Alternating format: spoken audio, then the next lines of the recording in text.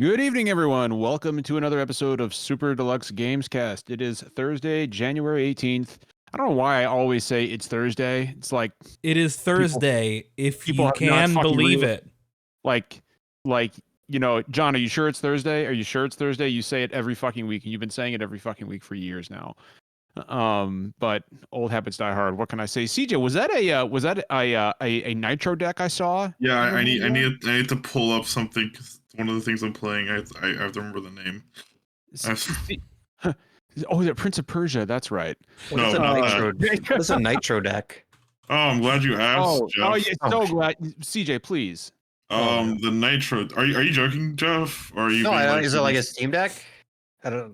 Okay, so Can't keep up with the gadgets. So this is my Nintendo Switch currently housed in the Nitro deck. It's a dock. That looks lovely. So it's like Hori? It's a grip. Yeah, it's like the Hori pads, except Okay. instead of it being split like two Joy-Cons, it's like it just houses the entire thing. Okay, Makes it way more comfortable to hold. If you connect this thing via USB-C to your like Switch dock, it acts as a wired controller. Oh man, too. It's so good. It's looks like a Switch too. It is actually. My uncle sent it to me. Bro, is that the Asus ROG? Yeah, okay.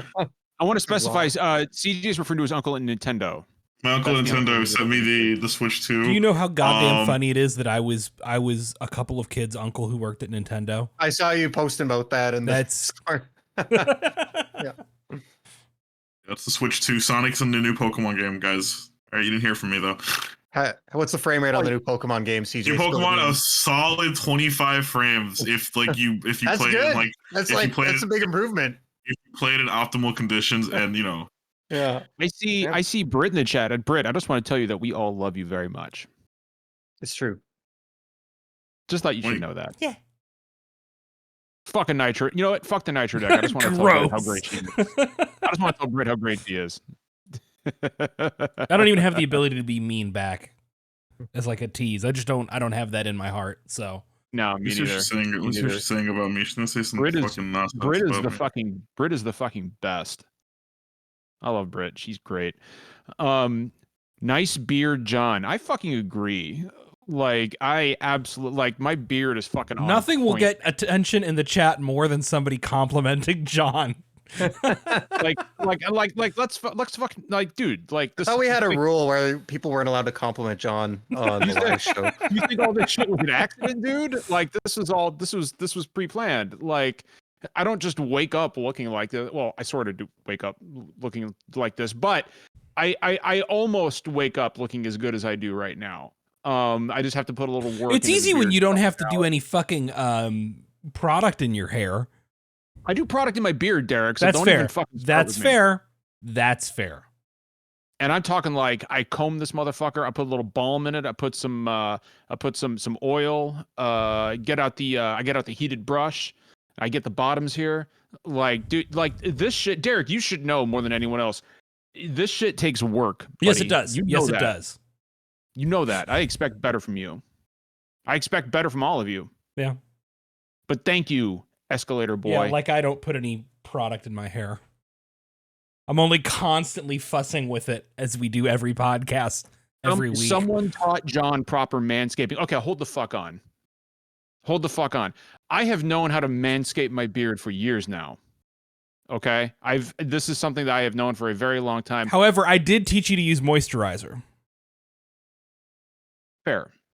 Every straight man needs a queer buddy to teach them how to use moisturizer. Fuck named this podcast formerly Chuck's. That was me. Eric, our friend Jackie and Chad, Geeky Fried Rice. We need to know what the fuck is going. All right, do we figure out what was with the cream of shrimp? I've never found out what's going on with the cream of shrimp soup. I Urban Dictionaryed it. It means somebody's going to drop you into the sea. Mob boss did you piss off? Let's explain. So people might remember, because we did talk about this recently on the show, the time when I sent John 10 Slinkies. John thought it was some terrorist And John plot. thought that it was, a terrorist plot to drop kick him down the stairs. My job makes me fucking paranoid. What do you want me to say? No, we're Slinkies, past making fun of John. That's not what we're here for. Yeah, that's right. But then, and that's the thing, is the fact that I know this shit's connected, because it was like it's only been like a week or two since we were joking about that on the show. I received a box with 12 cans of Campbell's condensed cream of shrimp soup. God, I need to know what the fuck this is about. Which, first off, I didn't know cream of shrimp soup existed. Horrible. I fucked you, cream of shrimp. Disgusting. Very carefully. It was the holiday party, actually. You're right. That's correct. It wasn't public even. Well, but there was a lot of people there. But I was like, okay, so the first thing I did was I called John, because I'm like, surely this is his revenge for the Slinkies. And I call him up and I say, John, what the fuck is this? Did you just fucking shrimp me, dog? Which is a thing no one has ever picked up the phone to in history. And I don't ever want to fucking hear that shit ever again. But no, John had nothing to do. I have not found out who is responsible for the shrimp. For the cream of shrimp. Who the fuck did it? Somebody fucking did it. Somebody. Here's what's crazier. I know. Here's the thing. I know it was one of you fuckers because it came to my house, and most people don't know my address, and it was addressed. What state you live in? It was addressed. I want to just defend myself by saying the amount of money it would cost to ship 12 cans of cream of shrimp from Canada to you, Derek. It's a lot. It would not be worth it to me. But so you could have bought it. You could have bought it at an stamps online work. retailer. I'm too young to know how stamps work. Or how postal. Here's the other thing. Service. Here's the other thing, I guys. don't think you could put a stamp on a can of cream of shrimp and cram it in the letter mail. I don't know. We haven't gotten to the craziest part. Are you ready for this? This is the part I have yet to reveal publicly. It was addressed to my wife. It was addressed to Martha. Martha got shrimped. Martha one of you fuckers shrimped Martha. Shrimped well, me you're via safe. Martha. Martha got You're that. safe. Somebody got that shrimp in him. Okay. Somebody's got that fucking shrimp. You know in Berserk when Guts is like marked and at night he can't be awake because like monsters are gonna kill him. So this is like you guys can't be near the sea now. No. If you guys step foot near the ocean, you will die. Like something will kill you. This is your curse. You have to live with branded. I've got the fucking brand of sacrifice, but it's shrimp. If you guys, oh my god, do not like go in near a puddle or anything. You're going to die, Derek. There's nothing more viscerally disgusting to me though than the idea of condensed cream of shrimp soup. Did you cook it? Did you do something with it? No, we just have it. Nice. Somebody in chat was like, "Why did you say her name?" Have you considered the fact that they expect you not to do anything with it and they want it just sitting in your house? That still may be the safest option, man. Charity stream, cream of shrimp cocktail. No, no. For the charity stream, no, CJ. Even somebody's got to just straight chug a cold can of that. Bro, you know the amount of sodium in a can of condensed cream of shrimp soup will probably kill you. All right, I'll do it. Oh my god, I would probably do it. I think I would enjoy it. Me too. God, all right. I won't lie, man.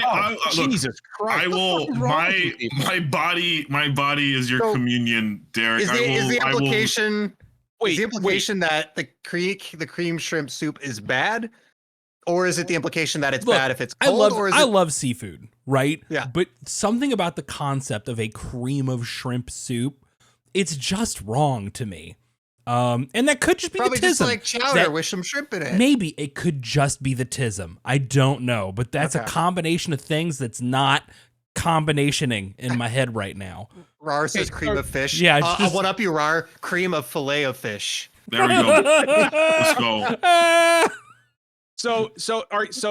So important question, chat. Is it any worse than clam chowder? No. Actually, I like clam chowder. Clam chowder is a soup that falls into the natural order of things. You shouldn't put potatoes in any creamy soup like that. I think it's an abomination. Anyone from New England is an idiot, and I'm saying it right now. No, CJ. I am waging war with the region. No, hold on. I'm waging war with the entire region of New England. Fuck the Patriots. Fuck the Celtics. I just remember you saying week in a row we've gone after Boston. CJ, I just remember you saying Boston is fucking Israel for Irish people. Israel for Irish people. Look at this. If I go to Boston, I'm wearing my Dolphins hoodie. I'm wearing the Heat shirt under it. Go ahead, sacrifice me, Boston. I'll be a martyr to everyone in the city of Miami. Don't say that. You're going to Boston. You might get hate crimed. If you ever separate from us, dude, you're not safe. Oh my god! Look, come look. All right, I I am untouchable. Okay, I want to make something very clear here. Clam chowder. Clam chowder. Chowder. Chowder. Chowder. Chowder. Say it right, chowder. Clam chowder adheres to the natural Don't order like of food. that. It's not. You shouldn't Right. ever use like a rhotic R on the word chowder. It's chowder. You don't say chowder. Clam chowder. You don't say Chowder. fucking chowder.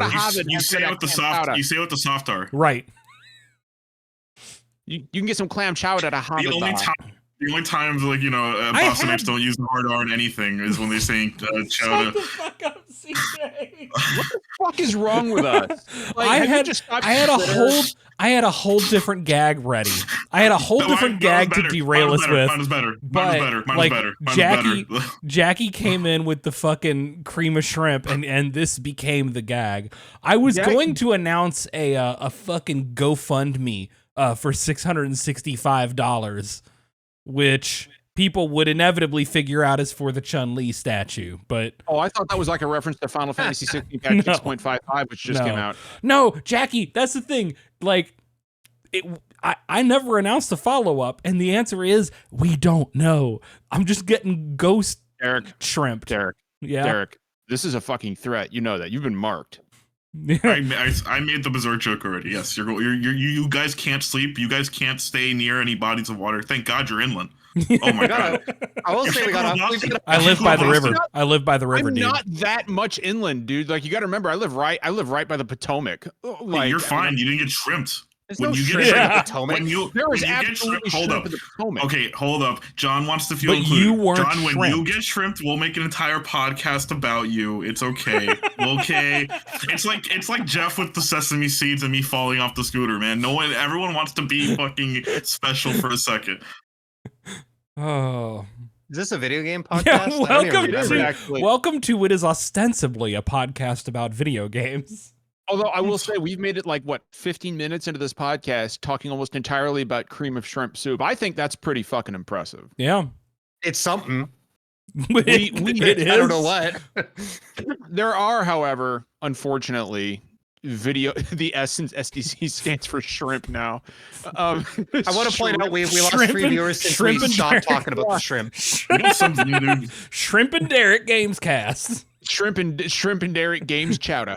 Like, all right, I don't ever want to say that again. Let's talk about some video games. We got some shit to talk about this week. Guys, for my own mental health, CJ, god damn it. Motherfucker, CJ. Whoever the first person was to make a gooning joke at the charity get together, they are now the bearer of original sin. It's CJ. I'm pretty sure it was CJ.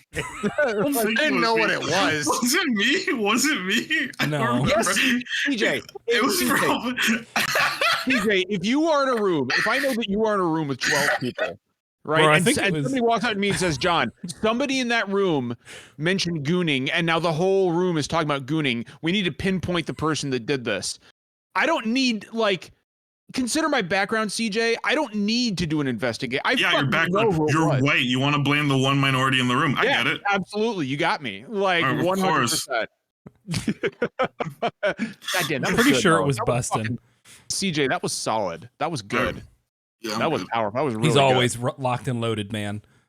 All right, speaking of lock and loaded, let's talk about video games. I don't know where I was going with that. Sure. But let's talk about video games. So it's been a weird week. Guys, for my own mental health, a bunch of layoffs happened this week.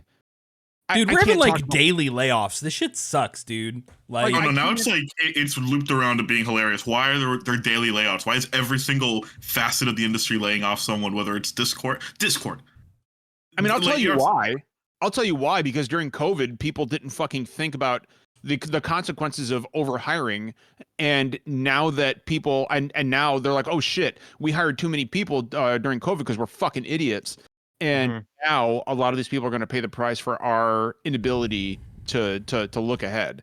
And it's that, and it's the old our quarterly earnings aren't going to be up to snuff because we're not making enough money. So either we could just put more time and energy into thinking that through, or we could just cut a bunch of salaries and that's going to increase our margins. You got to return to profitability, Jeff. I've also read a lot of it's just got to do with like interest rates, right? Which like high interest rates make it where the disproportionately impact the tech sector because the tech sector relies very heavily on like venture capital money, you know, which all of that shit grinds to a halt when interest rates are high. Yeah. This is not a fucking financial podcast, but the same thing that makes it where it's unreasonable for you to get a home is also getting people laid off in games. Yeah, it sucks, and it is honestly it is so depressing. I honestly don't know. Like, I wake up every morning thinking that we're gonna get some fucking we're gonna get more goddamn layoff news every single fucking. Like, and you keep being right. Yeah, right. And I like being right, but you know, I like being right, but oh yeah, hey, is that? Oh, hey, look who it is. We're gonna make my night. Look how happy Derek is. Yeah. How could I not be happy? It's motherfucking Britt! Britt, you look comfortable as fuck. I'm comfy. I just woke up from a big nap. So hi, Queen. This is what you get. And it's lovely. I could not be happier. I am so happy. I am so happy you're here, Britt. I'm so upset that I missed the shrimp conversation. I mean, we can go back to it. You can loop it back to shrimping. No, we need to move on. I'm like Bubba Gump. We're gonna talk about every single way you can eat shrimp. Bubba Goon shrimp. All right. Okay, so let's go ahead and get into everybody. Look at everybody in chat how happy they are to see you, Britt. Let's go ahead and talk about what we've been playing. If you guys don't mind, I'm gonna go first because I'm gonna be super quick. I've been playing one game. And I am replaying Super Mario World. It's it's a perfect fucking video game. It's one of my. What's that? I thought you did that every year. I do. I mean, I replay Super Mario World every year. I accidentally replay it every year, John. It's like wonderful how I just accidentally like, fuck it, I'm just gonna play all of Mario World in a week. Well, it's like it's a game you can beat it in like 2 hours. I mean, it's not a game that takes a whole lot of time, and it's just a fucking delight from start to finish. You know, that is one of those games, and I think CJ, being a big platform guy, I think you'll agree with this. Like, to this day, like Super Mario World, I think on a technical level has yet to be surpassed. Like other games have reached those heights, but I don't think they've surpassed them. No, it's. I mean, I'll give. It's the best platformer I think of that gen. It's better than anything on the Super Nintendo. It's better than anything on. Definitely better than anything on the Genesis. All time. I mean, I don't know. Tropical Freeze has like that. That's a better game. That game is like the nail in the coffin for every 2D platform. Even Mario Wonder isn't like anywhere near to like that level of quality. You know what I'm saying? Yeah. Like I still haven't played it. Wonder or Tropical Freeze? Both. Oh, both are amazing. Tropical Freeze is a like that's flawless, right? Like every other game, like after or before, like what Rayman Legends, like as close to perfection as you can get, then surpassed by Tropical Freeze. Like, but I agree. World is like on a technical level, I think as close to perfect as video games will ever be. Maybe the greatest launch title ever made. Oh yeah. Without question. I would say like either that or Breath of the Wild are probably the greatest launch titles of any console ever. So Jeff said in chat, it would be great to play a game this year. John, I've replayed 10 games this week and also finished 5 new ones. It's about right. For real. I mean, how do you have time for this? Sorry, I'm impressed with just how you. And I know, John, when are we going to have the conversation about you being part of the club? What when are we going to talk about you not being fucking neurotypical, bud? Like, you remember when we fucking pulled that thing in LA that had like the coordinates on it? John actually went there, and this is the outcome. Oh, right. Yes. That is exact. Yes, absolutely. 110 fucking %. I think my favorite memory of LA was still like Britt filming like, oh, look, here's Derek. And look, everybody's here and we're just hanging out. And then there's this fucking guy over here. Hey, John, what's up? fuck you. I was like, fucking instigator, bro. John, I'm sorry, John kicking the fucking door to the Airbnb open at 2 a.m. and yelling at the top of his lungs, smells like fucking tacos in here. Oh my god. This did unaware It that did. he is in an entirely like Hispanic neighborhood. Oh no. Look, and thus hate look, criming an look. entire block. Look, it was fucking By like 2 accident. a.m. It was dark. You okay? didn't know. Jesus You Christ. just came in and me Anyway, and Britt had DoorDashed a shitload of really good Mexican. At any rate, I've been playing Super Mario World, and I'm gonna finish it up after the podcast tonight. And after that, I'm gonna play some Final Fantasy 14. Britt, I've just been playing 14. Hell yeah. so where Yeah. are you at in the Endwalker like in the post Endwalker stuff? Like I where are think No I spoilers. I still haven't caught up. No. I haven't even caught up. I haven't even been doing story. I've just been I saw the OCD-ly. screenshot. Yeah. I Screenshot of leveled up what? all my crafters to 80. Yeah. And I got What was the worst to get up that high? the worst is everything. Like all the job quests that you have to do for it are just like expensive and boring as fuck, and you have to do it every 5 levels. That was the worst part. So before I even like leveled my crafters, I got them all to 50. No, I got them all to 60, and then I did all their job quests because I did not want to do that shit anymore. But yeah, I'm working on getting them all 90. My gatherers are already all 90. I've been doing the Beast Tribe quests. I've been doing my island shit. Trying to get back into that. I forgot how fucking tedious it is. Island Sanctuary, like when you fall behind, is like fuck. Yeah, Like it's really fucking overwhelming. yeah. What else have I been doing? And that's pretty much it. I level ninja, but I don't know. I just kind of steered away from story for the moment. Especially because another big patch just came out, and that's another like story chunk I'm gonna have to keep up on. Britt, I never got to pick your brain about the Dawn Trail or about the Fan Fest, but what do you think about the Pictomancer class? I don't like it. You don't like it? No. Really? It's Splatoon on fucking Final Fantasy 14. It kind of is a little Splatoony. I will absolutely. I'm not agree with opposed to the idea of a Guys, we have Pictomancer. to say foam stars now. I don't. I don't like the execution of how it looks. Like I think they could have made it really cool with like calligraphy and shit, kind of like in the boss fight, the 6 boss fight that they had. But it just looks too like cartoony and cheesy, and like it just, I don't know, it feels out of place among everything else.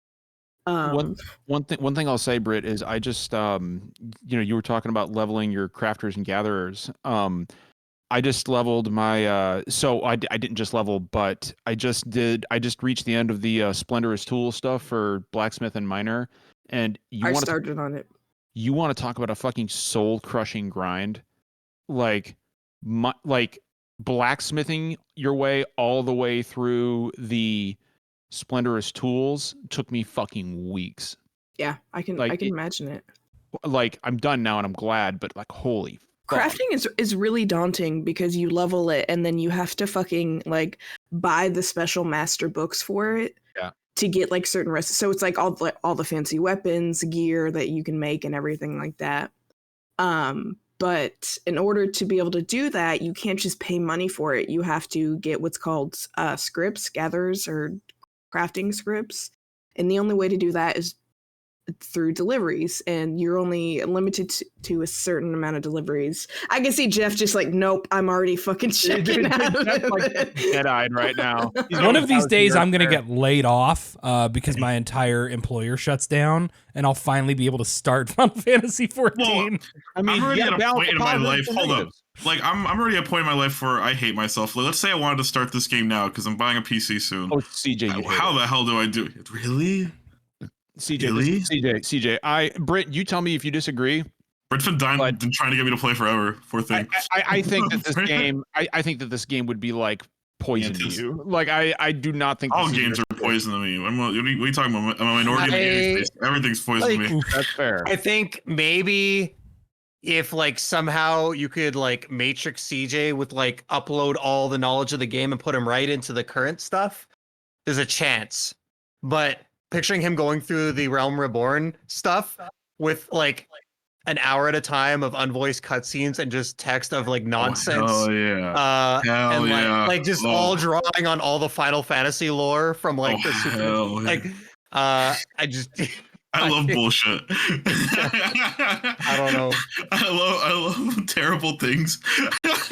But maybe if you give him the car mount and he could just drive around. No. Fun.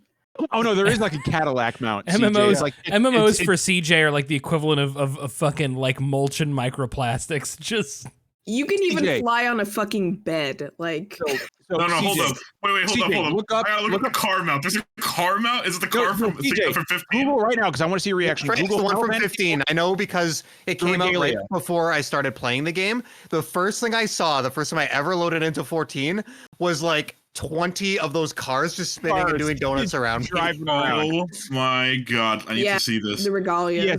Yeah, Oh my god. There's time Does it till drive as ass SDGC as, becomes a Final as it Fantasy does- podcast. does it drive like ass like the actual game, or is it like, you know? No, you It has no Good. driving mechanics. It's No, CJ, the car fucking flies. It's like the Crew. I'm in. Yes. I knew your fucking frame of reference. Someone can drive and fly. It's the Crew. No, and It's the Crew, CJ, man. CJ, other players It's can like hop in Diddy the Kong back Racing. seat. CJ, other players can hop in the back seat, and you can just take them for a ride. Oh hell yeah, bro! Dude, I can drunk drive in a Final Fantasy game. That's all I've CJ ever just- wanted. CJ's pulling up the Laminsa. Get in, losers. We're going driving. Dude, I'd be obnoxious. Are you kidding? Hell yeah! Oh my god. My Catboy is gonna have the best like car in the world. What are you talking about? Okay, so those are not bunny people, Derek. I think you're talking about the Miqote, which are cat people, cat boys. No, cat girls. Britt mentioned a bunny like Endwalker Tribal Quest. Yeah, and I looked it up because I was like, is that the Viera? And it's a whole different. No, Are those rabbit the two race. genders, like the No, bunny no, people and the cat no. people? Derek, it's They're both the, gay. It's Derek, the four it's the Namelway bunnies. race from Final Fantasy IV. They're the what bunnies, bro? The four bunnies. The moon Yeah. bunnies. Or like Oh F4E? yeah, oh yeah, that's right. God, wow. Yeah, come on, a fucking fake Final Fantasy fan Dude, over here. there's so many of these games, and I've played so many of them. Yeah. Britt, have you played anything else this week you want to talk about? No. Oh, Alan Wake 2. You so this is a replay, right? Like you've already finished it. I don't think Through it. She finished the first Alan Wake, but she was playing That's through what two. I was. Okay, all right. I'm an Yeah. idiot. I don't know. I think I'm pretty close to the end. And it's a fucking masterpiece. I love it. It's like Just worth did the it's worth musical. working through the first game to like experience the second for sure. Absolutely. And They it's get to it at so some- so the last thing I did was, well, I'm not going to say because it's spoilers, but I will say that I posted about this on Twitter. It's like I used to be really super afraid of scary games and I would not touch them because I have anxiety. Now I just plow through that bullshit. Like, I'm like, you want to fucking scare the shit out of me? I will shoot you in the fucking face. Like, do it, you stupid piece of shit. It's just like fight or flight, you know? It's like either I'm gonna fucking run from you or you're gonna get it. And Saga has really limited ammo, so it's really fucking hard to like navigate through the map and everything. But yeah, I had a really difficult boss fight. And it made me so mad that I set it down for a little bit and didn't play for like 2-3 days.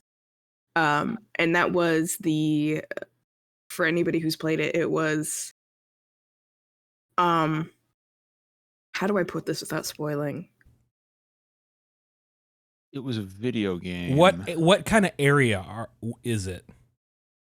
Did it have? I don't want to say it because I that was spoiled for me and I don't want it to be spoiled. God. Well, I guess Early it's on is the it? map. The Valhalla nursing home. Yeah. That boss fight was not fun. Like Yeah. it was not fun.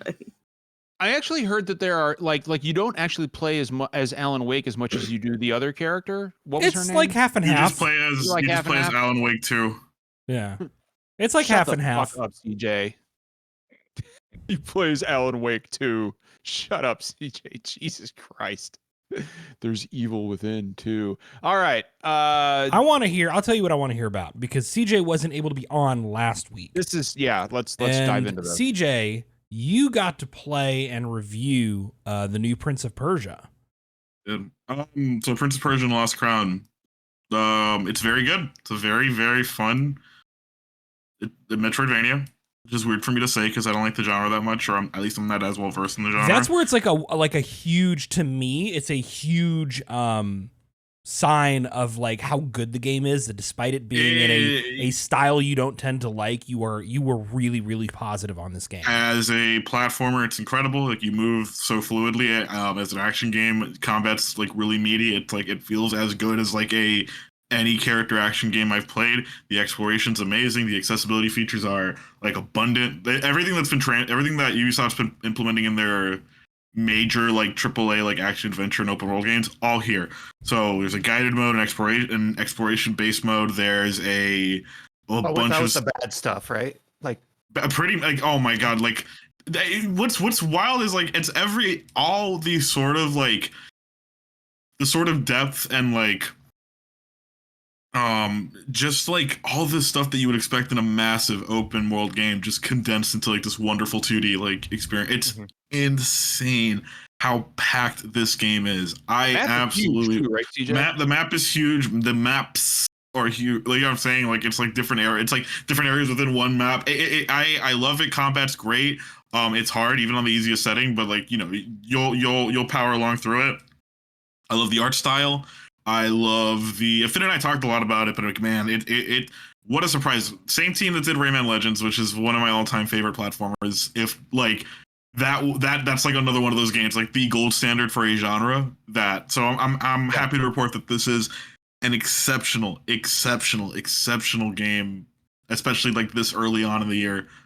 I really hope this marks a revival for Prince of Persia as a franchise. I know we're gonna get I hope the Sands of Time remake comes out to, like, you know what I'm saying. I hope it's good. I hope.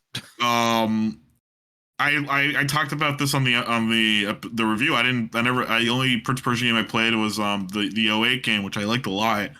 Yeah, that's my favorite one, honestly. Yeah, the 08 game, it gets unfairly shat on. Never got around to Sands of Time. Never got around to any of the other GameCube ones, like when they became more character action games. You're in for a treat with Sands of Time, bud. That's why I'm looking forward to, like, because everyone tells me Sands of Time is basically just a 3D platformer. Oh no, it's more than that, dude. Like, so that's why I'm excited. I'm excited for that. Like, so yeah, like Lost Crown, very good. Like a very, very, very, very fun game. Aside from that, it's funny because John talks like the way he talks about replaying games. I have a huge backlog. It's insane. Like, it's bad. Like I've like chipping away at Alan Wake 2. Still playing 2K because I hate myself. Madden 24 had this thing that was like, oh, okay, look here, play through the playoffs, right? I played that Miami and Kansas game. I won, and I felt so pumped. Fucking disgrace of a team. Decided I hate Britt. I think like she got the worst of it. Like every single like complaint I had against the Dolphins. I was in public, so I couldn't cry or drink. But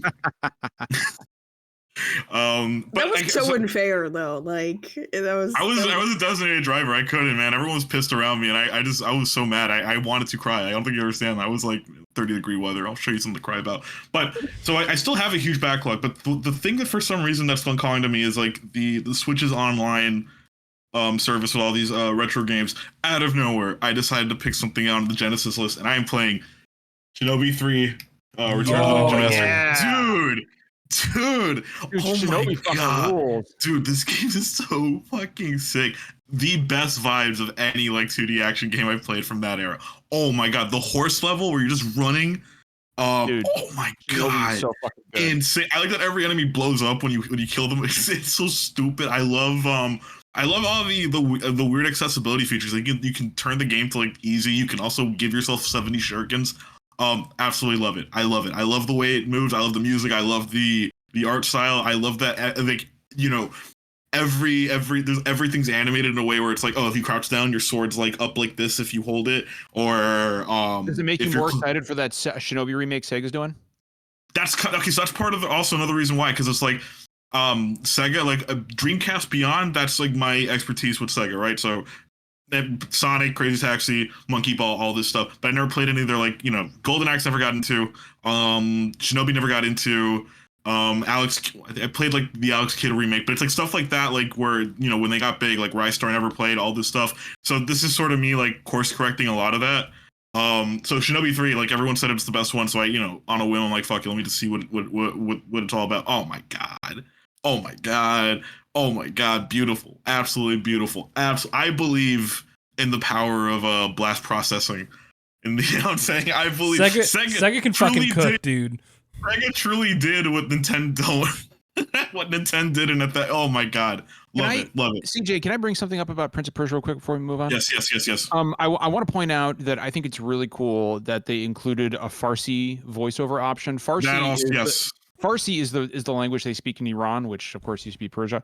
And that's how I plan on playing the game, because it adds a level of authenticity I think we rarely see these days. Because games that utilize the Farsi language are very, very, very few and far between. Like, I can't remember the last time there was voiceover in a game in fucking Farsi, of all languages.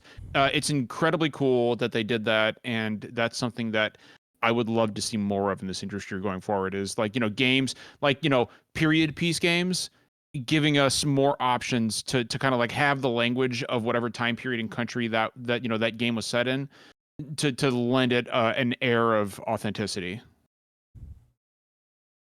Yeah, Jeff, you're muted, buddy.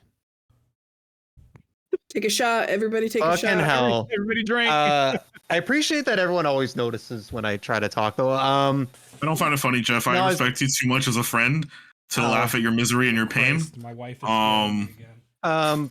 No, I was gonna say, like, Ubisoft's always been like close with that. Aside from like there was like the Assassin's Creed Animus bullshit where it's like everyone has an English accent because it's how the Animus. But like like you guys were talking, like CJ was talking about, they've got all the cool stuff like the historical, like the Explorer mode and things. Like they've been really working on the education stuff, and they've always put a lot of effort into like the historical accuracy. And I could be wrong, but like, didn't the Ezio collection have an option for Italian voiceover, or it was at least, I'm not sure. There was at least good chunks of it that were spoken in Italian. So they all had Italian accents, I'll say that much. Yeah, but like it's cool that, like, especially like you said, John, like not only is it available in like basically the native language to where the game would take place, but like it's also a language that has historically very little representation in games, or probably even in media in general. Well, I will say, Jeff, that Ubisoft in the past has been really good about that. I'm thinking specifically about Assassin's Creed 3 and the Native American representation in that game, where like I can't remember if it was Cherokee or Lakota, but there was maybe I'm wrong on both, but one of the native, like the Native American tribe that Connor Kenway belonged to, obviously they used a lot of the local dialect in that game, and it's something that I thought was, and like we give Ubisoft a lot of shit, rightfully so. Sometimes we give Ubisoft the company shit, right? But like people making these games are the developers, and they're the ones pushing for all this stuff. It's not Eve's. There's an artistry like behind like this sort of thing, right? Like they realize that like it's a period piece, right? I think like it seems to me like that's why Prince of Persia is so good. The new one is like it's got all like. There's no doubt Ubisoft folks are talented, right? We've seen the incredible good-looking games they can make, and like the accessibility features and like the historical and cultural touches. And it's always like kind of overshadowed by like that drive from the top, where it's like you need the rare loot drops and you need NFTs in Tom Clancy's Breakpoint, right? Like it's very clear that you there's don't like own your games, you're what I'm saying, whatever. Like it seems like they finally, this team got to actually make the game they wanted to, with minimal push from that, and hopefully it continues. Yeah, because there's some big talent there. So We got Derek. Derek, you want to go next? Yeah, I just want to point out that first, my wife did the thing she likes to do sometimes mid-show and just like throw a snack under the gap in my door with a box of Pocky, which I'm not really in the mood for, but I'll keep it on hand. But then she just opened the door and fucking threw one of the cans of cream of shrimp soup at me. You've been shrimped. I got fucking She's shrimp. trying to pass the mark on you. Can you read the ingredients on the back for us? I'm very curious. Yeah, dude. Ingredients: water, shrimp, tomato puree, vegetable oil, I hate tomato. Sauterne wine, modified cornstarch, wheat flour. Contains less than 2% of cream, salt, soy, protein concentrate, monosodium glutamate. Less than 2% of cream? How is it fucking cream of shrimp? Bro, you don't want to ask that. Derek, right here on camera, live, crack it open. No! Crack it open. Plenty of shrimp. Derek, crack it open. Give it a smell. Vitamin Give R. it a smell. No. Do it, you coward. I'm not It's gonna. great Bro, content. I will talk Ron. about what I've been playing though. Okay. So I finished my my Digimon game spree. Good. I finished Digimon Survive. My opinions on it are not terribly different from what I said last week. I think the VN parts are interesting and relatively strong. I think that the tactics stuff is kind of weak bullshit. You know, it's a good time, but meh. No, Dorian, I did not marry Where Garurumon. So what I've been playing instead, is I'm looking for something I can play that I don't have to worry about getting too invested in, because like we might have several major reviews hitting us soon, review codes. And even if not, there's some like big games that I know I'm going to want to play. So I don't want to get too invested in something right now. So I've been playing Heroes of Might and Magic 5. I love Heroes 3. Heroes of Might and Magic 3 is one of my favorite. Like, I grew up on that game. It's hard as shit. I was never good at it. I always played with cheat codes. But I loved that game. And I remember playing Heroes 4 and just not getting into it as much because I didn't like some of the changes they made. So I was like, you know what? I'm gonna check out. I'm gonna move forward finally away from Heroes 3 and 4, and you know, up to Heroes 5, which is like a mid 2000s game. I'm guessing from the kind of the rough quality of the graphics. It's a good time. I really like Heroes of Might and Magic's sort of like aesthetic. Both its like art aesthetic, it's like musical stylings of the Might and Magic games. I like the like city building and its take on like a strategy game kind of element. Heroes 5 is a lot easier, so I can play it without cheat codes. That's always good. It's just a good time. It's kind of comfort food, and like the story in it is so like not important that if I have to stop this game halfway through to go play Persona or something, I'm not gonna be heartbroken. But I'm having a good time. Heroes of Might and Magic, good. Hey, serious, quick, serious little thing here. Our friend Enoriand, you all know him as Josh. Yeah, he was in a bad car accident earlier today. Bad car accident. He's apparently in the hospital. He's going to be okay. But just wanted to throw our. If he puts up a GoFundMe, fucking give him $5. Yeah, please. Like I'm just not. Dude's seeing been this, so. struggling, so yeah. It's all I've been playing, honestly. That's all I got. Jeff, where you been flying? Sticking mostly to Canada, staying away from Boston. That's like the theme of this podcast now is Final Fantasy good, Boston sucks. Oh yeah, brother. That's the full spectrum of, is it Final Fantasy or is it Boston? It's nice. The days are it's getting a little light, staying light a little bit later, so I don't have to fly at night as often. But I will say I'm not going to talk about it much because I don't have anything interesting to say. But I mean, in some of the longer flights, like obviously I need something to kill the time while I'm cruising at 39,000 feet. So I bring up my Switch quite often for that. So I started Final Fantasy VIII again because Final Fantasy VIII is good, and I'm playing with all the boosts and all the cheats. So I don't even need to care about the draw system, which is like basically the only bad thing about that game. But music's great, the vibes are good. I'm only a few hours in, but I'm enjoying. I started replaying it a few years ago, and I think I just got distracted with another big release. So I'm hoping to see it through this time because I've told this story before. The time I like almost beat it, I think it was in college on my PSP. And I didn't, I couldn't beat the last boss, and I didn't know that it's the only Final Fantasy game really where the enemies scale with you. Yeah. So I was like grinding for like 10 or 15 Oh, you hours poor for bastard. like 2 weeks, not knowing I was just making all the enemies even stronger. Bless you. Thank you. But yeah, so I am armed with that knowledge now, thankfully. But thankfully also the modern port has a lot of good accessibility stuff. So I'm just there for the story. I just want to see it through because I really do enjoy. There hasn't really been a Final Fantasy game I haven't enjoyed. So yeah, I think that's basically it. I'm kind of same as Derek. There's some stuff on my radar. I'm not. I'm already like knee deep in flight sim, as everyone knows, and I'm like just constantly. I feel like I'm in school because I am so driven now to just kind of as a result of how I'm playing it. I'm so driven to learn new things.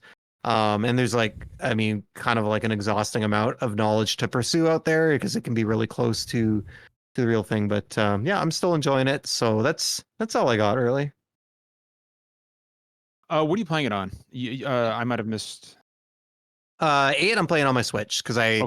I got my my sim set up here, so I get up to the cruise altitude, throw on the autopilot, and then that's when the Switch if I comes ever out. die in a plane crash, my pilot's I mean, playing. Yeah, FF8 on Like, Switch. game on Switch. absolutely. Like, yeah, are the you playing like FAA Burnout is gonna come Paradise down or hard on something? your ass. Yeah. Like, Well, the funny thing is, I don't know if the commercial airlines might issue proprietary ones, but generally, a lot of pilots have what's called a flight bag, or in the case of like a lot of them might have an electronic flight bag, and it's basically a tablet. So it's usually mounted, kind of like how you might mount your phone in your car. It's mounted. I mean, mine's usually to the left-hand side of the flight stick or the yoke. But you've got lots of information on there. That's where you can pull up all your like departure and arrival charts. Especially when you're taxiing for takeoff, you pull up the airport maps, you can see all the taxiways. I can't rule out that it's not like just a straight up iPad with Final Fantasy VI on it. It's crazy. I was gonna say Jeff's actually playing Genshin Impact in Flight Simulator while he plays FF8 in real life. while watching Family Oh my Guy God. clips Family to, Guy funny, Subway Family Guy Surfer. funny moments. Fuck, this didn't occur to me, but there may be a mod where I could like play a game on the tablet in Flight Simulator while I'm playing Flight Simulator with my Final Fantasy. Oh my fucking God, Derek, you just opened a whole new world. I don't think my ADHD brain cannot play 3 games at once. It can barely play one. Airlines as soon as he's fucking watching, JRE while getting high, fucking like.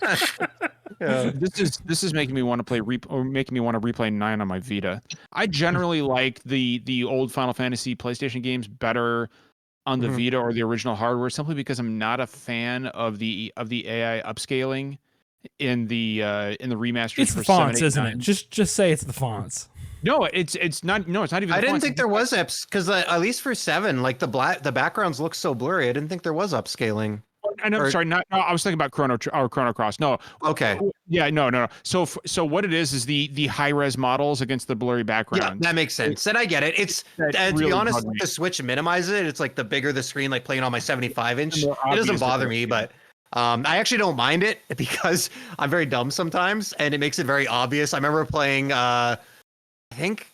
I was playing one of the old, I think the original Resident Evil. I was playing it on my PS TV or Vita TV or whatever you called it. I had it hooked up to my big screen. And I was like, it was like, it's impossible to get stuck in the puzzles in that game because it's like the blurry pre-rendered background and then the object that you need to pick up is so sharp. It's like watching an old animated movie where like the one book they were going to pull off the shelf was like a completely different. Well, I think what bugged me the most about that stuff, and Brit, like, I'm going to bring up Final Fantasy 9 here, but like on the Switch and PS4 remasters, when you're naming your character, it's like no emojis allowed. And it's like, guys, could you even be bothered to hide the fact that you're just porting this from mobile? Like, you couldn't even remove the yeah, I know it was pretty bad. What's that, Britt? I said it was pretty bad. Yeah, it was rough. No, but I think that Jeff, did you have anything else you wanted to bring up? No, I've got more to say, especially about Flight Sim, but I'm saving some of it for a show in a couple of weeks when we got our Game of the Year talks and stuff like that. Okay. So yeah, I don't want to get too much into it. I'm good. Yeah. We do have a Game of the Year show coming up soon. Yeah, we'll talk what's coming up at the end of the show for sure. Yeah.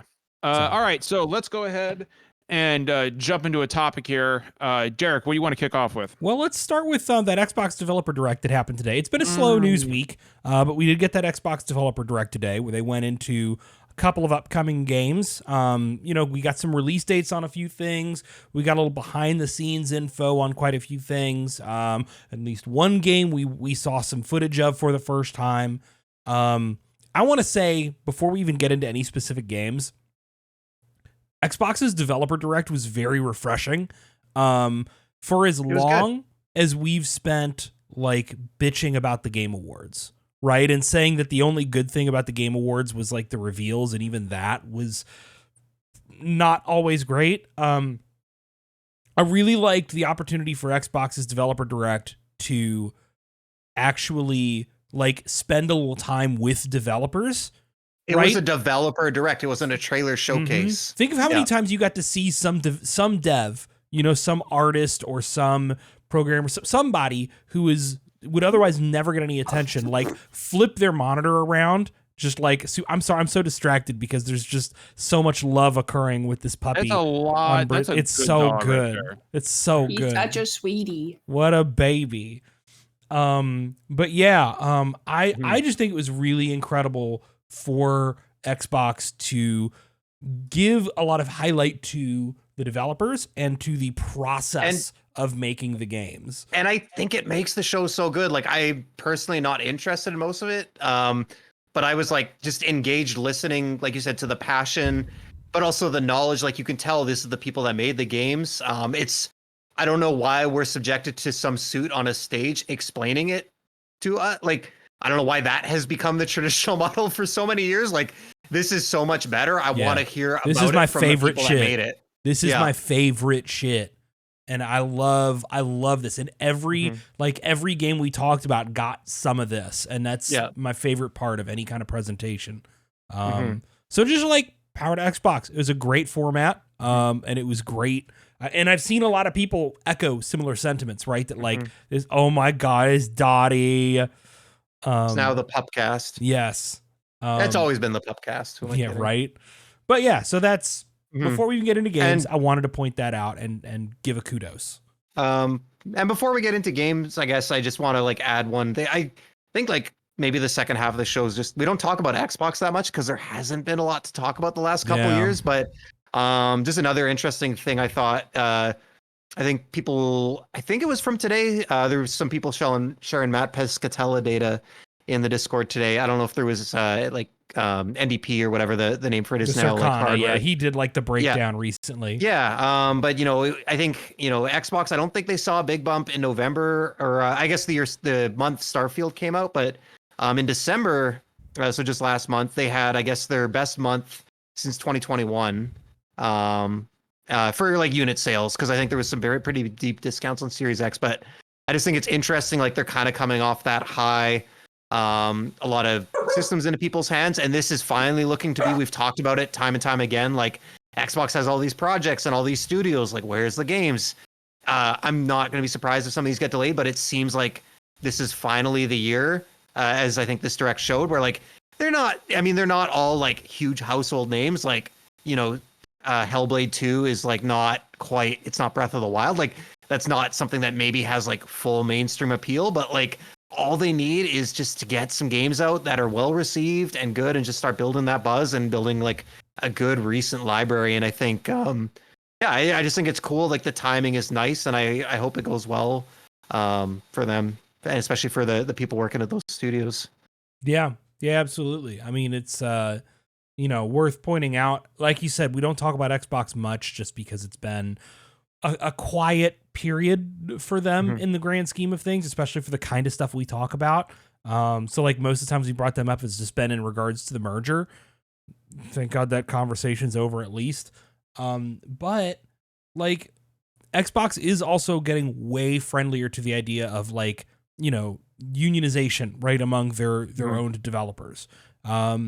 So, I mean, got to give credit where due. So let's talk about the one everyone's going to want to talk about, which Visions is of Mana. Let's go. we do want to talk about Visions of Mana a little bit because that surprisingly did get shown off.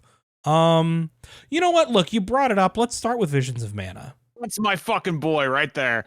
I saw this section and I was like, this is where I'm going to go to the bathroom, but I'm so fucking happy for John right now. Yeah. Dude, oh my God. So Visions of Mana made a fucking surprise appearance that I don't think anybody was expecting. I know I wasn't expecting it. And what we were treated to was like a 6.5 minute just developer diary of kind of what Visions of Mana, I almost said Secret of Mana, what Visions of Mana is. They talked about some of the characters. The main character is Val. It's coming out. There's mounts in this game, which tells me that the game is fucking enormous. It's big mana game. It's a mana game with a fucking budget behind it. Like, I know, right? When's the last time that happened? I mean, John, I talk shit and make fun, but like I actually was very interested in this game because like I like Final Fantasy. Like it's obvious. Like I do like JRPGs. And I think, I don't know, something about this one was just really appealing to me. It gave me like Dragon Quest XI vibes where like it felt like the coziness and like all the qualities I really like about like some of these traditional games, but like it looked and felt like it's going to have a lot of modern niceties to it. So this could be like a huge onboarding point, right? For people who are not like Mana fans. Is it a remake or is this like a new, No, can I just go into this entry. one? Is there any baggage here? No, this is a brand new entry in the Mana series, and I want to point out, like much like Final Fantasy, the Mana franchise is not connected except by like common elements, right? Okay, like same enemies and stuff like that. The Mana tree is a common focal point. The Mana tree and the Sword of Mana are two very, very common focal points in the Mana franchise. But aside from that, you don't need to have played any of the other ones. That said, I will highly recommend. I know, for example, Britt has not played Secret of Mana. I highly recommend people go back and play Secret of Mana and the Trials of Mana. And not the remake. The remake is good, but play the original Super Nintendo game if you really want to get like where a lot of the stuff in the Mana franchise started. But the Mana franchise has not seen an entry in 13 years. Actually, no, I think it's 17 years. It's been a long 17 years. It's 17 years. It has been a long fucking time since the last actual Mana game. And it's one of those franchises that I always wanted. Like, it's one of my favorite franchises. Secret of Mana and Trials of Mana are two of my favorite games of all time. And it's one of those franchises that I honestly like, kind of like Parasite Eve. Like, right, I never thought I'd see it back, especially after so long. But not only is it back, it's got money behind it, and it's gorgeous and it's beautiful, and I am more excited about it than I am for Final Fantasy VII Rebirth. Simply because like Final Fantasy VII Rebirth, obviously I'm stoked as hell for, but it's something we knew we were gonna get.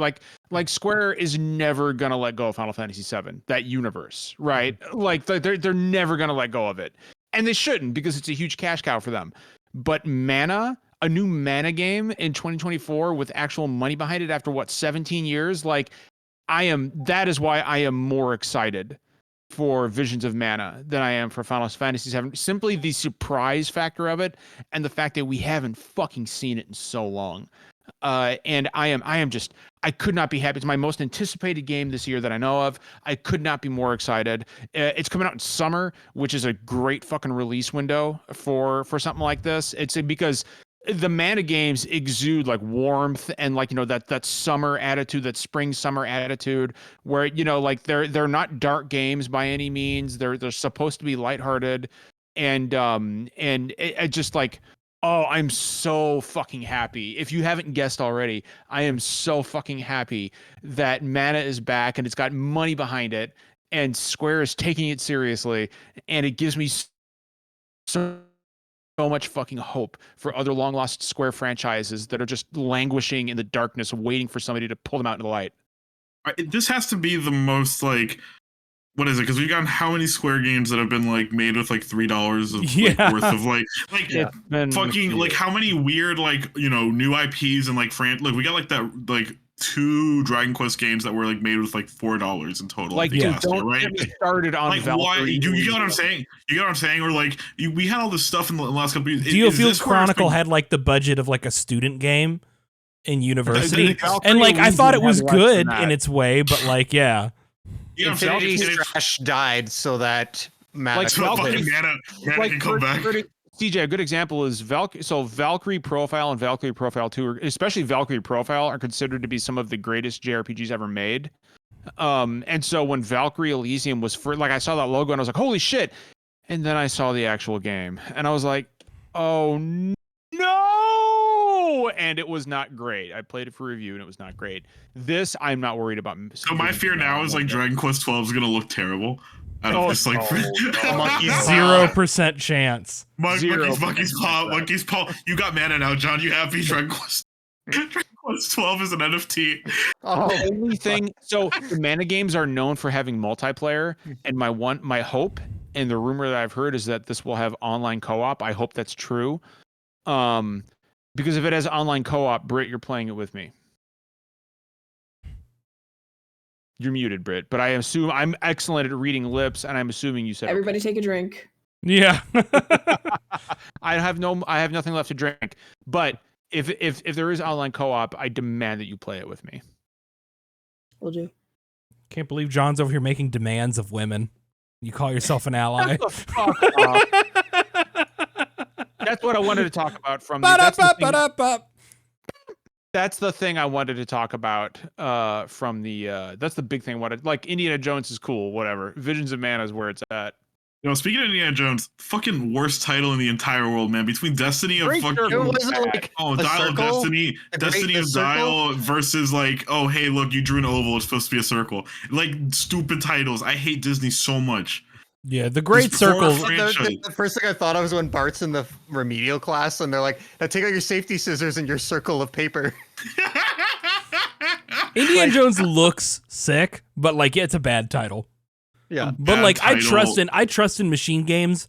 I trust in whatever they're cooking. I love that machine games' whole reason for existence at this point is just making games where you fuck up Nazis like unapologetically.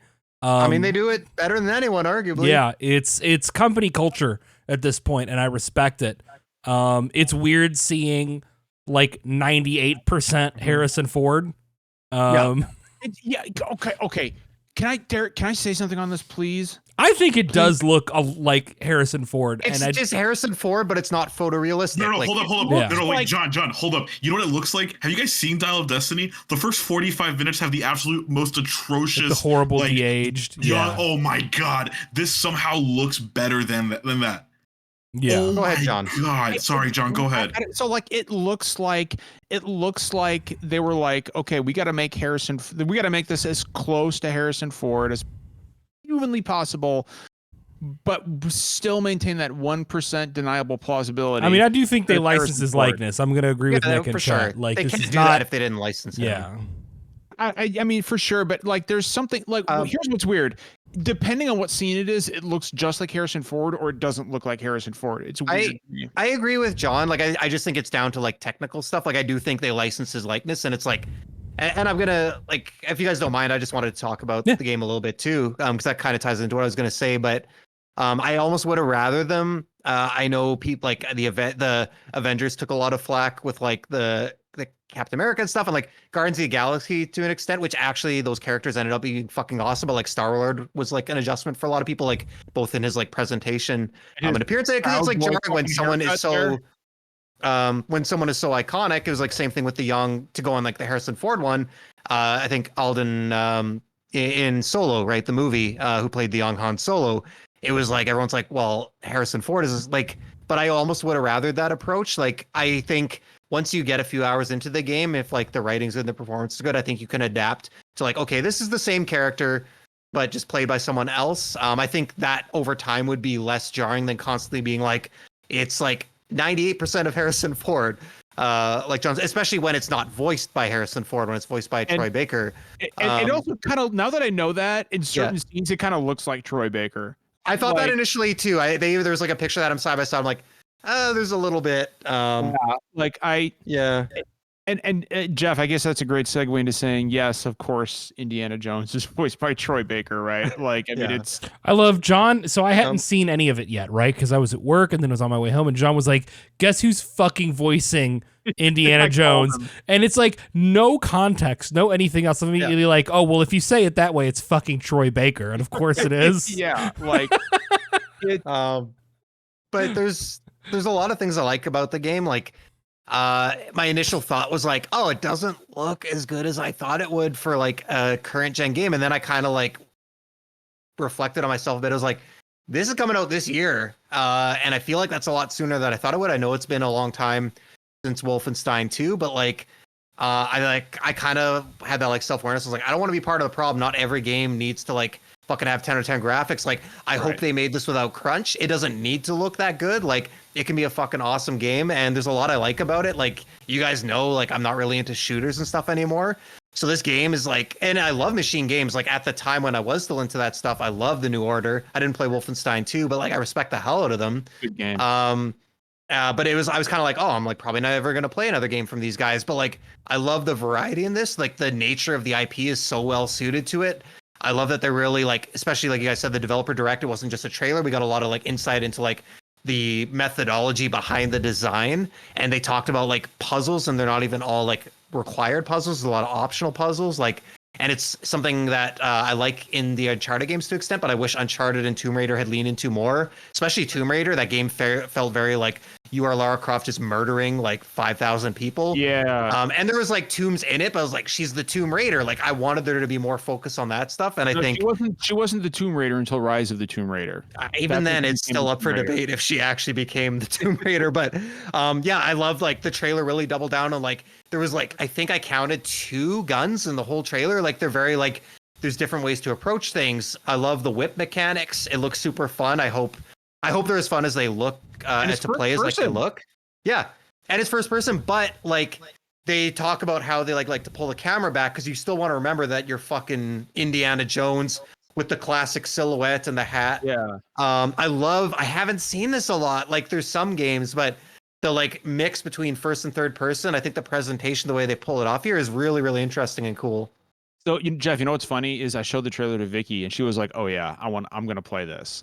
And then she was, because the Uncharted games are some of her favorite games of all time, and she was like, "You know what's funny?" She was like, "I know that Uncharted was heavily inspired by Indiana Jones." She said, "This is first person to differentiate it from Uncharted." And I was like, it pains me that someone out there who is gonna be like, "Man, this ripped off Uncharted." Uncharted. Oh my god. Like, I saw a guy, Mike Drucker, very funny guy. Oh, I know Drucker. He's a good guy. Yeah, he said this year, I guarantee you, somebody's going to be like, I can't believe Indiana Jones is going after Nazis. When did it become so woke? And I'm like, man, it's dire, but I can absolutely see that shit happening. But yeah, no, like I actually really think the fact that it's first person is pretty fucking cool. It looks like it's third person for like whip swinging and stuff like that. Yeah, but, like any kind of like traversal, and I think in some of the big set pieces, and obviously the cinematics and stuff. But yeah, they talked about it in the developer direct about like the reasoning for first person, and it's fine. Like, some people just don't like first person games. I think some people get sick from them too. So like, those are all valid. But like, I think their explanation is really good. Like, they really wanted to like make you feel like you're Indiana Jones, not that you're playing Indiana Jones. And like, I think they highlighted it well in the trailer, like showing you like exploring the tombs and like the way some of the traps like really come out at your face or like surprise you, or like the puzzle solving and stuff. I don't know. I did think I'm more of a third person guy in general. Like, I've played a lot of first person games, but they really sold me on it in the. Did I see Marcus Brody in the trailer? Not sure. I didn't catch that. I could have sworn I saw Brody. I'm a huge Indian. Like, Raiders of the Lost Ark is my favorite film of all time. So like, I'd love to see like characters like Sala or Marion Ravenwood. And it has to be voiced by a British man, though. It's the only way it can happen. It's the only way. It has to. Yes, it has to. It has to be. There has to be like the whitest guy you've ever. Troy Baker should voice Sala. Troy, look, I'll forgive you for voicing Indiana Jones. Nolan North, yes. Laura Bailey voices Sala. I had the Laura Bailey card in my brain, but you beat me to it. No, Laura Bailey is going to voice Marion Ravenwood.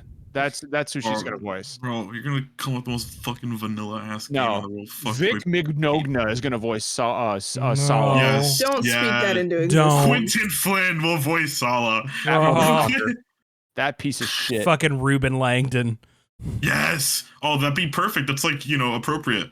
Wow. They're gonna create like the most stereotypical like black character. We're gonna ever. make the They're gonna fucking get him Expendables except for piece of shit voice actors. Jesus Christ. The musical score by Jeremy Soule. Oh. on there. Yes. If we gotta follow the piece of shit theme. Britt, you have not seen the Xbox showcase yet, right? I haven't seen nothing. You ain't seen nothing. Is an Indiana Jones game something that you're into? Oh no, absolutely not. I'm tired of the type of Uncharted. I couldn't even get into Uncharted. Like I'm just tired of I don't even know what that perspective is called, but I'm tired of it. As much as I love God of War, like I'm tired of like just that combat perspective. Horizon was like that. I'm eventually gonna hop back into The Last of Us 2, and that's like that. And it's just like I don't need any more games where You're I'm over the killing shoulder. Yeah, over the shoulder, killing things and Mhm. exploring a map. Like Yeah. I'm good. Can I talk about something that's not Indiana Jones that I'm very excited about from this direct? Please. Sure. So Yes. fucking Avowed. I know nothing about this. So it's it's Obsidian, right? It's a first person RPG set in the same world, correct me if I'm wrong, as the two Pillars of Eternity games.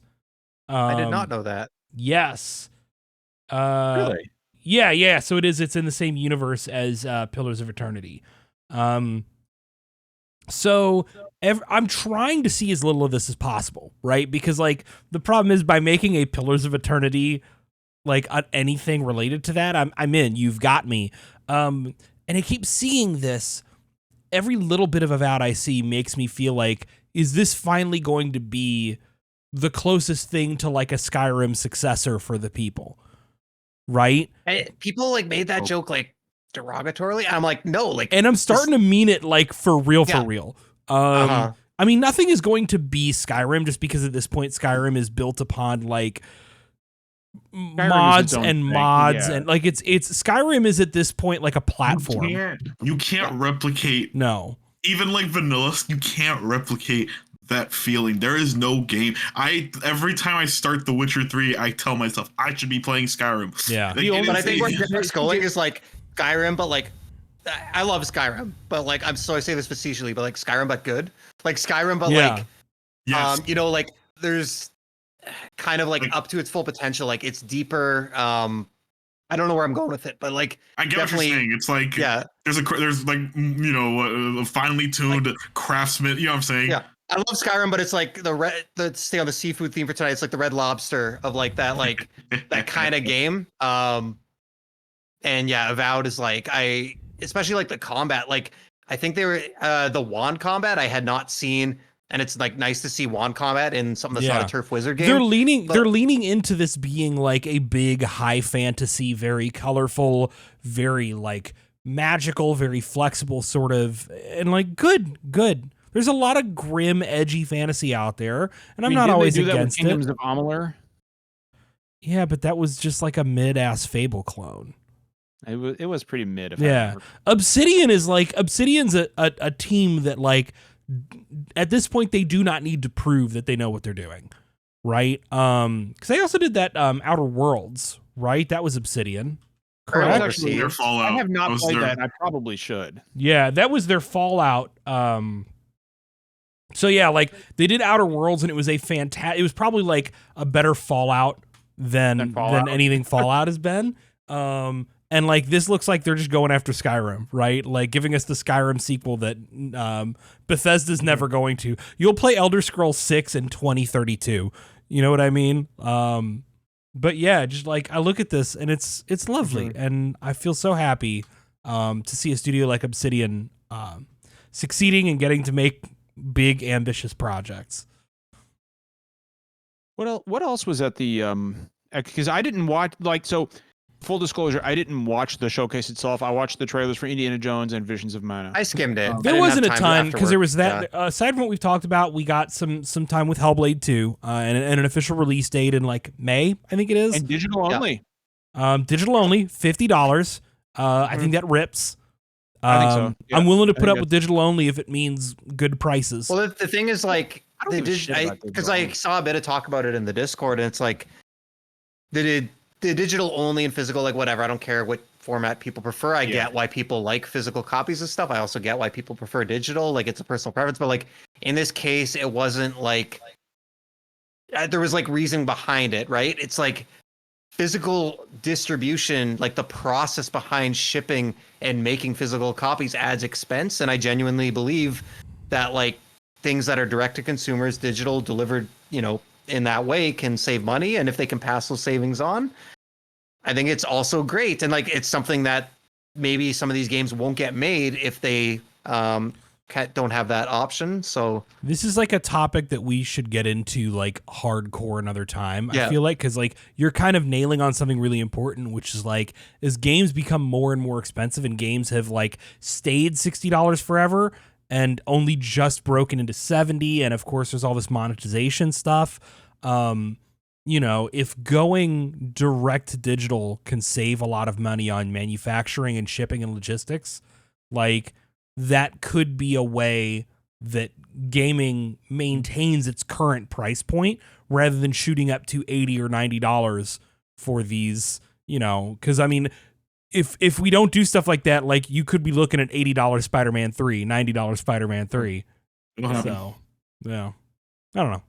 And then there was that Aura History Untold, which is, as Vortex put it in chat, what Civilization 6 should have been. Yeah, it just looks like a Microsoft published like new kind of Civ type game. That's not going to be for me, but like that is going to activate a very specific and powerful little swath of gamers. And I'm gonna say there's like a huge little, it's niche, but there's a huge little small slice of the market. They're for niche, but those Civilization. fuckers are rabid, and power to them. I'm glad that they're eating. Mhm. But- there was just a nice variety of stuff there, I think. Yeah. No, Yeah. I want to specify. I joked in chat that Star Citizen can be our Fallout in space, and Vortex said, "If it ever comes out, John, it's not ever coming out, dude. Come on." Like I was joking. Star Citizen will never go 1.0. Stars. By the way, speaking of Star Citizen, I do want to mention. I do want to mention this. Stars. Did you see that there is a $48,000 ship that they are I'm not selling surprised. in game? Nothing surprises me at this A point. 48, and I'm talking like dollars, not like space currency, not credits in game, but a $48,000 ship. I'm honestly surprised they didn't jump into NFT bullshit. Like, So in chat, 1000% a scam at this point. I don't think it's a scam. I do not think Star Citizen is a scam. I simply think that it is an incredibly overambitious title that is that will never leave early access. I just don't have the ability to have opinions on this bullshit. Well, we got 10 minutes left. Can I bring up the last topic? Yeah, Unless yeah. there's, This is I don't like think there was anything else left from the direct. no, it was a pretty small. I liked that Yeah. it was like, here's a handful of games, and we're gonna spend some time with the developers on each one of them, rather than just blasting through a bunch like of less trailers. games, but more time on each and more insight instead of like here's 100 games, like 30 seconds of each. Yeah, Yeah. for sure. I guess so the one thing that kind of led me into it was I think Xbox made like a whoopsie blog post and said that the Final Fantasy 14 beta was like live now on Xbox. They retracted it and said no, it's coming in February. But it's cool. Like we have like a release window for 14 on Xbox. I think it's great that huge audience is going to get even bigger. I think it's great that people who don't really have any other way to play it are going to be able to finally jump in. And I think half the people on the show tonight will agree. Well, everyone will agree with that sentiment. But the other interesting thing was like a bit, and I don't follow this stuff at all. I don't follow insiders. So I'm not like vouching, but I did see some talk that Jeff Grubb mentioned in some capacity a while ago recently. That Microsoft, well, the headlines were that Microsoft is putting Sea of Thieves on PS5 and Switch. And the actual quote was that Microsoft at some point was exploring the idea of putting Sea of Thieves on PlayStation and Switch. And that might have changed, whether it's still planning to do it. But like, it's an interesting thought because the game's been out for a long time. It's probably reached saturation on PC and Xbox at this point. And it probably makes sense. That's the type of game that has very long tail, service driven, obviously, frequent updates. It makes sense to open up a whole new audience to that and add to that. And it just got me thinking, like, if no one has like thoughts on that one particular, like what are some other games that could really benefit that might have already tapped out their potential on a certain one and could really like benefit from an influx or expanding to other platforms. Yeah. I gotta So tell you, Derek, go ahead. Okay. No.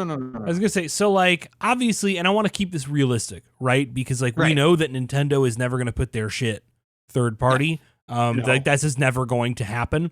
Sony and Microsoft are way more open to that stuff.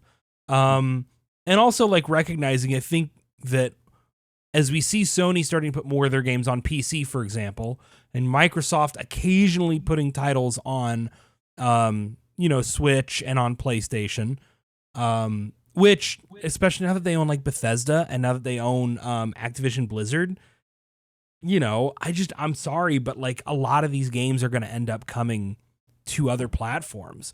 I don't see a future where Call of Duty's an Xbox exclusive. I just don't. I think you're right about I don't that. either. Again, there's been rumors that Hi-Fi Rush is coming to Switch, right? No doubt. I think that Microsoft is probably the most likely of the three to just kind of start putting their games, whether it's 6 months late or close to day and date even, just because like hardware sales has clearly stopped being a major point of focus for Microsoft, right? They care, but they don't care. They're Like, that's offering not- the hardware. They'd like to sell it, Yeah. but they know that they're not winning by selling the most boxes because they've failed 3 generations in a row to break out of, break out of that lower tier position. They're finding that And success they're- through Game Pass and through cloud and, stuff like I'm sure the Ori games did real good on Switch.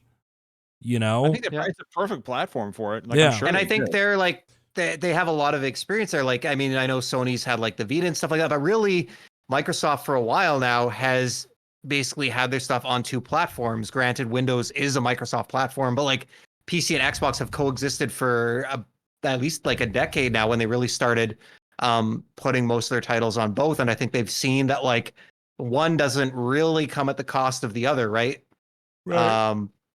Like you can just because you put stuff on PC isn't necessarily hurting it. There's other reasons people would buy an Xbox, and there's reasons people will continue to buy consoles. You right, affordability, convenience, and stuff like that. And Sony has finally caught on to that too. But like I think Microsoft has more of that history, and I think that's why they're more open to it. Yeah, I think like it helps that PC and console are just kind of different spaces, right? Because people who are PC gamers are like PC gamers, you know what I mean? Versus people who are console gamers actually might be swayed to purchase an Xbox over a PlayStation based on like exclusive availability. I mean, if I was Microsoft in their position, I would be making almost every exclusive I've got eventually on PlayStation or Switch if it fits the platform at a time delay. Sorry, if Sony wants to money hat Final Fantasy exclusivity for a year on PlayStation, like, then I think that Microsoft can be like, yeah, you'll get Avowed, a year after launch. And that's a year where Xbox gamers play it first and people who have Game Pass play it first. And after that point, we'll soak up some fresh $60 sales from the PlayStation crowd. If I could jump in here, Derek, Yeah. I don't think for one second, you guys, I mean, tell me if you disagree. Brit had to drop early, by the way, everyone. Oh, gotcha. You tell me if you disagree, but I don't think after Starfield, I don't think there's any fucking way that Elder Scrolls 6 is not coming to other platforms. I don't think this is. It's going to be too expensive for them to sell it only on Xbox I and absolutely. PC. I don't. That one's hard. No, they're in too deep. Look, the most we're gonna get now, Hi-Fi Rush and maybe like Quantum Break, just post Alan Wake 2. Quantum Break. Quantum Break's getting a PS5 release for sure, 100%. They're gonna get, but Elder Scrolls that shit's staying on it. They're in too deep. I feel like I could see them keeping like a few prestige franchises, right? To be like these are And to be fair, because, Elder like, Scrolls could be one of those. I mean, it goes either way. Right. Because like a company's going to want a brand to build around. Like Sony has kind of, well, Uncharted to a lesser extent now because it's been a few years since the last game.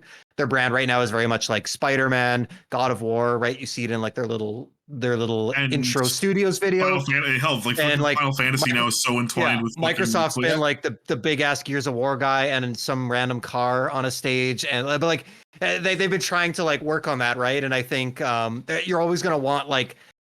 It's just easier for, I think, to build a brand and for consumers to latch on to like these are like the images that are associated with this platform to an extent, because that's just what a big company's gonna want to do for marketing purposes. So I could see them keeping like maybe Halo doesn't make it, but I would agree with like Derek, like the majority of games I do think will eventually be on other platforms, save for like a couple that they maybe just decide they want to stay there. Elder Scrolls 6, I don't know. I thought for sure like every Bethesda game, like Starfield sold pretty good too. Like these are games that sell a shitload of copies. I was surprised that Starfield didn't come out on other systems. I want to see because it's too soon, right? Mm-hmm. I want to see a postmortem on Starfield. I want to see a breakdown in a year or two of how that game actually sold, right? Where it's hard it landed now with Game Pass. It's not like we can't compare to like pre-Game Pass launches. Yeah, but I agree because like Starfield's been an interesting one. It reviewed really well, and like I give it shit. I love it. I'm still mad that I still can't finish it because of a bug that I ran into. But like, the Steam reviews on that, and I hate user reviews. I absolutely hate them. Yeah, and Steam reviews in particular are like useless. But it wasn't really like review bombing, and Bethesda games have typically had, and it's not just Steam, it's like other, it's kind of like a common trend where like even on some of the communities, like people have kind of, and maybe we'll go full circle where they turn back around, but like the general sentiment around it where Bethesda's already had this, like they've always had this really core base. Something, as someone who plays a lot of these games, I think more than anyone on the podcast, like has played every game hundreds of hours. The sentiment and like the buzz around Starfield, despite it, I'm not arguing that it did well, but it feels a little different. Yeah, and I'm curious to see what the tale is, and like Derek said, I'm curious to see. I would love to see a postmortem on like some more specifics. Yeah, I want to see that stuff because I think also that like whatever happens with Starfield, if Microsoft is truly happy with Starfield, like Elder Scrolls 6 is going to be Microsoft exclusive. And if they're not, then you're going to see Elder Scrolls 6 be multi-plat. Like that's what it boils down to. I don't think it helps that Microsoft has not had a big, like a good exclusive that is good without asterisks launch in a while. Right. Because like I think they have, but like, You're talking like that AAA, like God because I was gonna say it was Hi-Fi right? Rush, right? But like Hi-Fi Rush is just like it's a much smaller game, you know, and it was incredible, and everybody like there was a good feeling about like the direction of Xbox that something like Hi-Fi Rush could exist. I just think people need to see more good exclusives. Thankfully, I have a good feeling about this year, right? Hellblade is likely to be very good. I have strong feelings about Avowed. I mean, obviously, Visions of Mana. Well, that's not an exclusive, but I know, but it's still going to be on an Xbox platform. There's going to be a lot of great games for people who only own an Xbox to play. Like this is going to be a great year. So I want to point out something that Mick with a Mouth said in chat. Good guy. He said, I'd be surprised if we get a breakdown on Starfield like console sales if they don't share it. I think we can assume it wasn't great. With Xbox, they tend not to share numbers. They're real secretive about that shit. And it's because on paper, the numbers don't look good when you do a flat apples to apples. But they're not kind of like how they're not trying to sell consoles. Like I'm sure they'd love to sell game units. They're selling Game Pass. Yeah. They're selling Game Pass. Like the success of Starfield is not measured in how many copies Starfield sold, right? It's measured in metrics beyond that.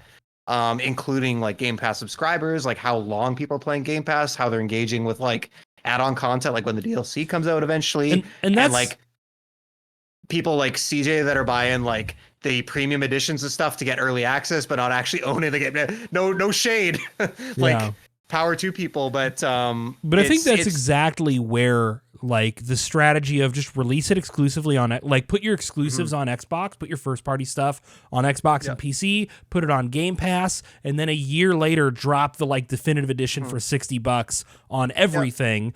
And then that way it's like you're raking in the subscriptions, you've got the like really engaged crowd, then you're also eating up $60-$70 sales down the road. Because like 5 years from now, nobody's paying more than $5 for Starfield on Xbox or PC. No, like absolutely anyone not. who wants it by that point has had it. Yeah. But you could drop that for $80 on But Switch. if holiday 2024 they put out fucking Starfield Definitive Edition and it launches on PC, Xbox, PlayStation 5 for $70, like they're gonna soak up a bunch of $70 PS5 sales. So cynically, that's what I would do. And it would be best for everybody because technically everybody gets a chance. I truly wish PlayStation and Nintendo would play suit. I think it would be lovely if Metroid Dread hit Steam, right? But like that's never gonna happen. Nintendo, like of all of them, will never do that shit. And I'll be honest with you, like Nintendo's in that weird spot where I don't want Nintendo game like first party Nintendo games to pop up on other platforms because Nintendo is kind of doing their own thing. There's something about that brand. That, like, Nintendo is probably the most doesn't feel stable right. and the most like forward thinking and most sustainable of the big three. For sure. So like they're not going to change what They they're doing. finish games and hold them for possibly years at a time until they decide they need to release them. Right? Yeah, they don't need to. Like, I no mean, one else can do that. Look at Mario Kart 8 Deluxe. You don't hear about Nintendo games like drastically underperforming anymore. This is not what happens. Like they just make they make games on AA budgets and release them and they're good and they sell 1 to 3 million and they go, yep, that's pretty good. We're happy with that. Nintendo's also one of those developers that actually treats their people fairly well compared to other. Yeah. So. Oh, before we go, we have quite a few announcements to make. We got some shit to talk about. So let me speed run through a few of these because we are running a little over time here. Podcast done quick. Yep. First off, next week we should be joined by former castmate and current IGN reporter Rebecca Valentine. We're gonna do a show kind of like a post-mortem on 2023, the good, the bad, the ugly of what that year was for the industry as a whole. That's going to be great. We haven't had Reb on in a while. We got to see her and spend a little time with her in LA back in the summer. And it's going to be good to have her back on. We have after that, the first show of February, I think it's even the first, is our Game of the Year 2023 show. So we will tally up and talk about our best games of 2023. You guys are not going to believe what my Game of the Year 2023 Yeah, I know, was. right? Not in a million years. Starfield, man, incredible. Came out of nowhere. I do have, I'm going to go ahead and post it in chat here. As we get closer to PAX East, we almost certainly have a panel. And I need, listen to me guys, I need community help to get this panel put together. So I have it will take a few minutes to get through, so I appreciate everybody who takes the time to do it, but I posted the link in chat to a Google Forms. Everybody who could do that, do it once. I want people to vote on a certain number of good boys from each Final Fantasy game. Also, Derek, important to point out, this panel has a very extra special guest on it that we not got gonna several reveal good here. guests, but one very special guest. That we will talk more about this once it's officially approved. But yeah, so because the word on the street, we've got pretty good word that it's going to. Yeah, we have word it's going to be fine. Now, what makes a good boy to you is different from everybody else, right? I think that what makes a good boy is a very like ethereal sort of very personal thing.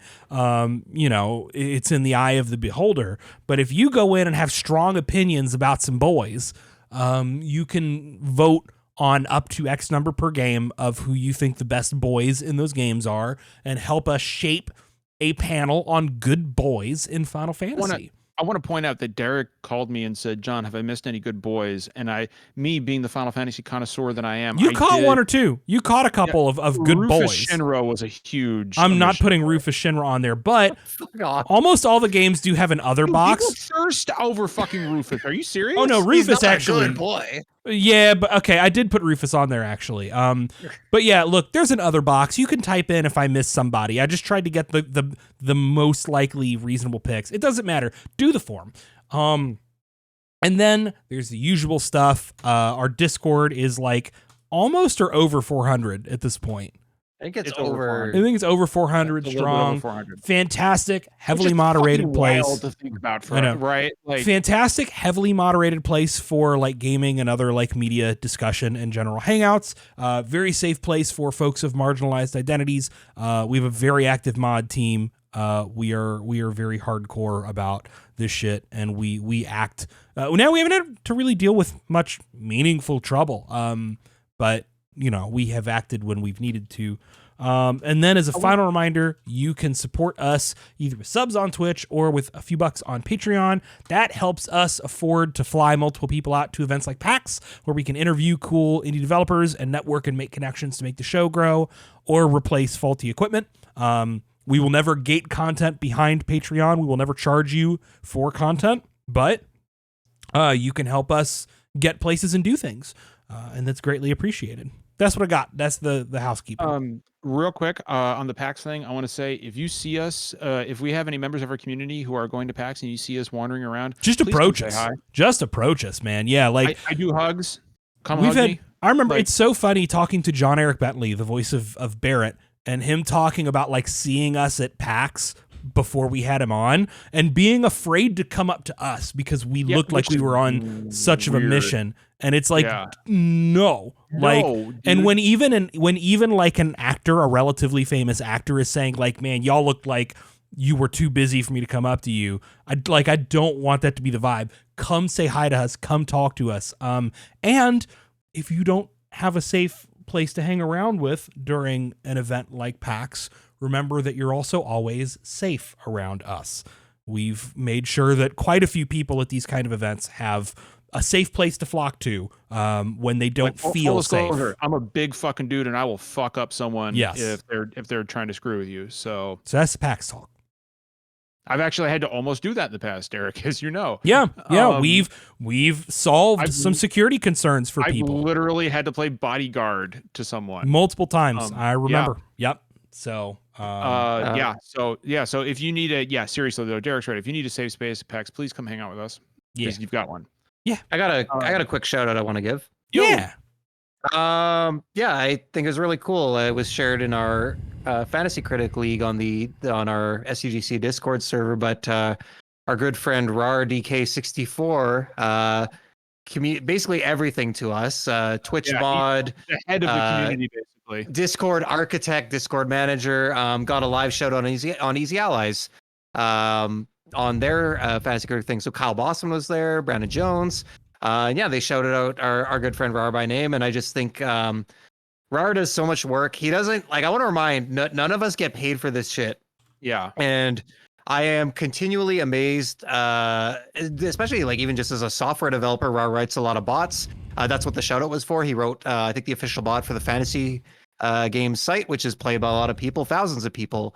But I don't know. He's got all these bots. They're all excellent.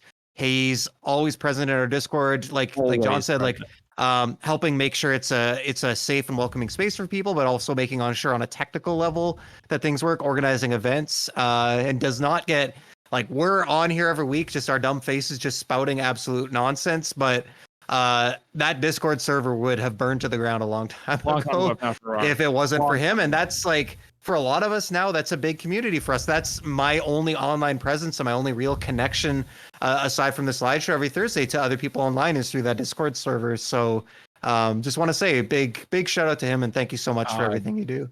Jeff, that sounds so fucking peaceful. It's That great. sounds I won't so lie. fucking peaceful, dude. Like, oh my god. So anyway, yes, RAR and our entire community manager team, just we would not be able to operate this shit without them. Guys, thank you as always we had a good crowd in chat tonight. We had a lot of healthy discussion. We greatly appreciate it. It was nice to see so many faces in there. And of course, catch us next week right here at the same time, 9 p.m. Eastern Standard Time, right here on Twitch.tv/official SDGC. Guys, remember, kindness costs nothing. Go out, enjoy your cream of shrimp soup. Have a good week. Get shrimped.